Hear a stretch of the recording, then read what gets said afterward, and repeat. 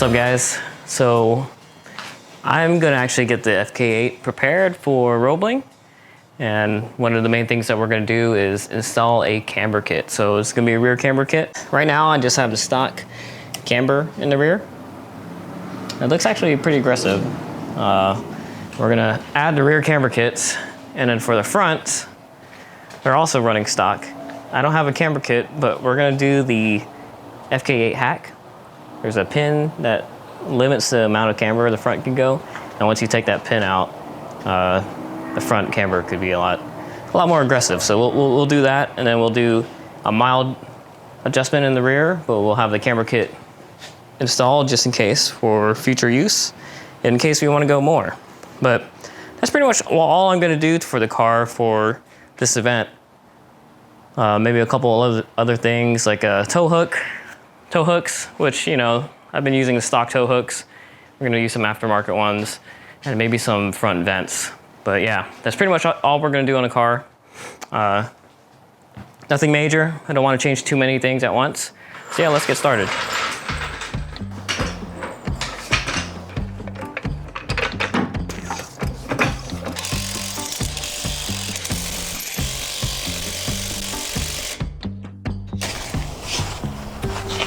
Uh-oh. Oh, shit.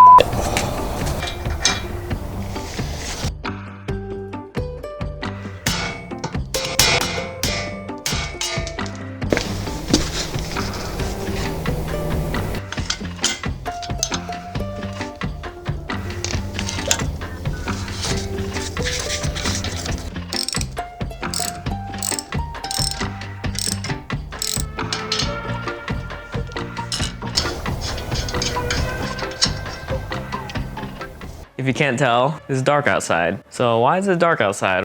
When I was removing the wheel, I actually broke a stud off. So that's step one. Now we actually can finally start doing stuff to the car.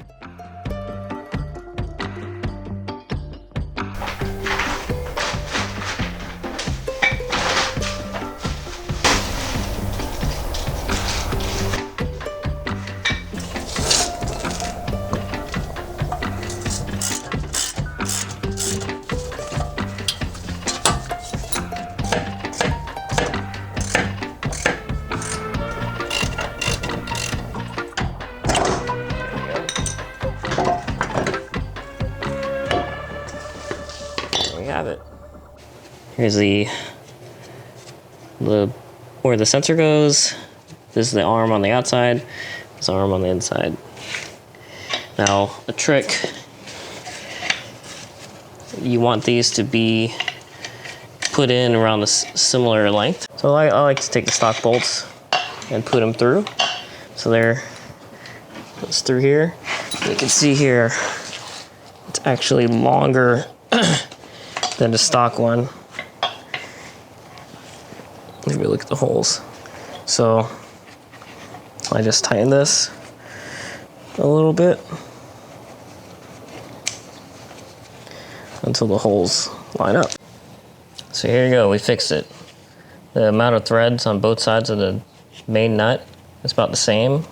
So now they could squeeze in closer or further apart, and the bolt lines up with stock. So in order to bring the wheel in more, we need this to get closer, and that'll leave the adjustability for my alignment guy. So we'll tighten this up. This goes on this side, and this goes on this side too. So tighten these up just a little bit, not too tight. That way my alignment guy could finish the alignment.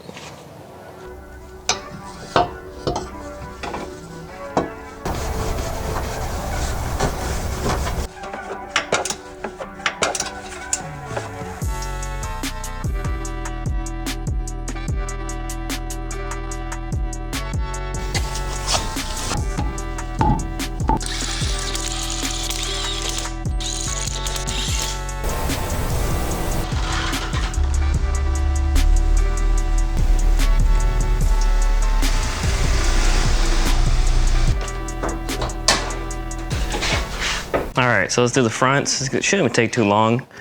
All I gotta do is take these little pins out, And you see they're threaded. And then use like a socket or washers or something to use the nut to pull them out. So there's one on each side. And I'll show you underneath, it's actually slotted. So let's do that. You want to borrow one of these nuts. I'm gonna borrow this one. You see like it threads perfectly on there. So you just need something to hold it so that as you tighten this, it'll come up. I have this little crow's foot. I think it's standard size. Don't really value it. I'm just gonna put it right here and put this hat on top. And as I tighten this, it should pop that out. So it's gonna be a little bit of surprise. There you go. And it's out. It's just a little anti-movement pin. You can get this one off cleanly. There you go. Not too bad.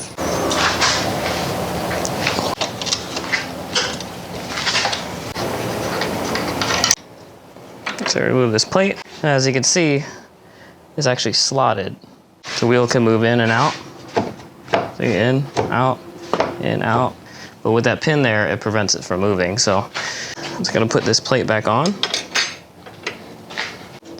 And what I'm gonna do is I'm gonna push on the wheel as hard as I can and then tighten these down.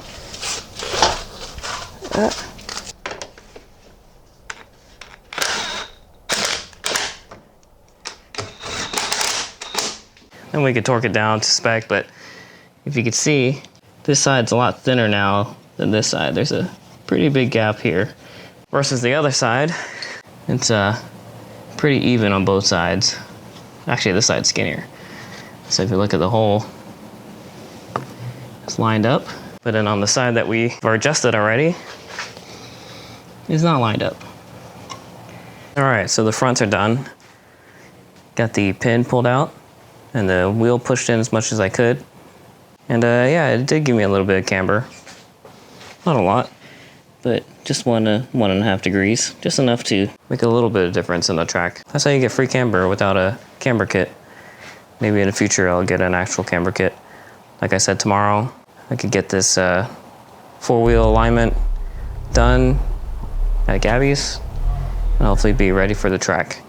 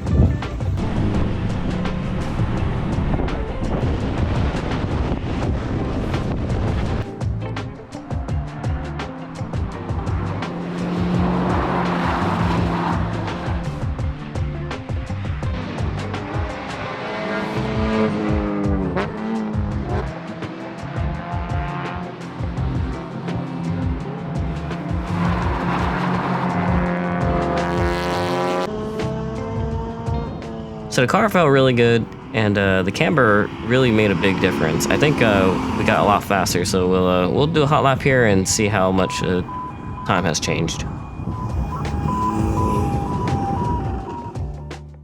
There's a hot lap in the FK8. The time to beat is a 121.25.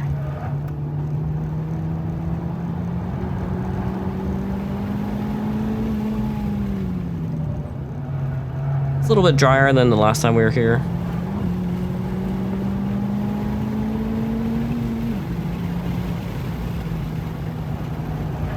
Turn 4, I still have to learn how to do it flat out by just being a little bit more brave. Turn 5 and 6, I'm still jerking the wheel a little bit, and same for the brake.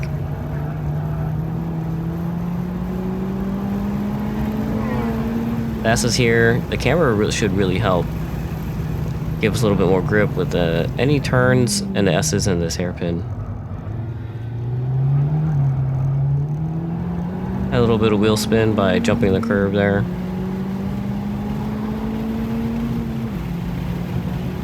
Turn 8, the double apex kind of sweeper. The camber should definitely help here. Down the main straight.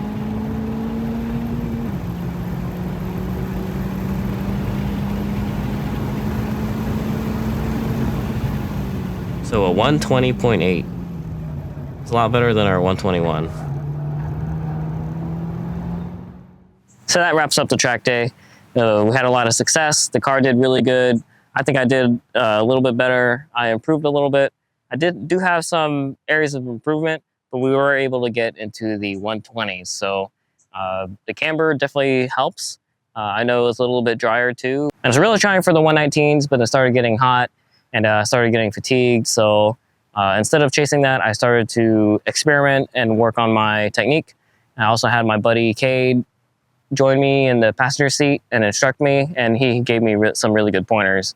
I got to be a little bit more smoother with my braking and transitioning from braking to the turn and then acceleration. So there's a little bit of room for improvement, but I think next time we can get the 119s. The cooling, I was still getting some overheating issues. Every couple laps I had to take a break.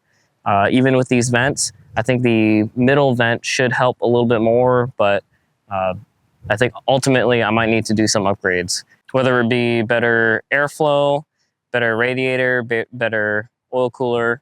We really have to take care of this cooling issue. I actually took the car out without upgrading the brakes yet, but I am ready for that. We'll see what happens next time. Once I put those blanks in, maybe my braking will improve.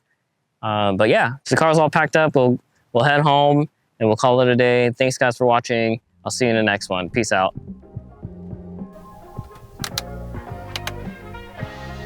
So we got a couple check engine light, couple lights here. One for emission system problem and one for rev match system problem.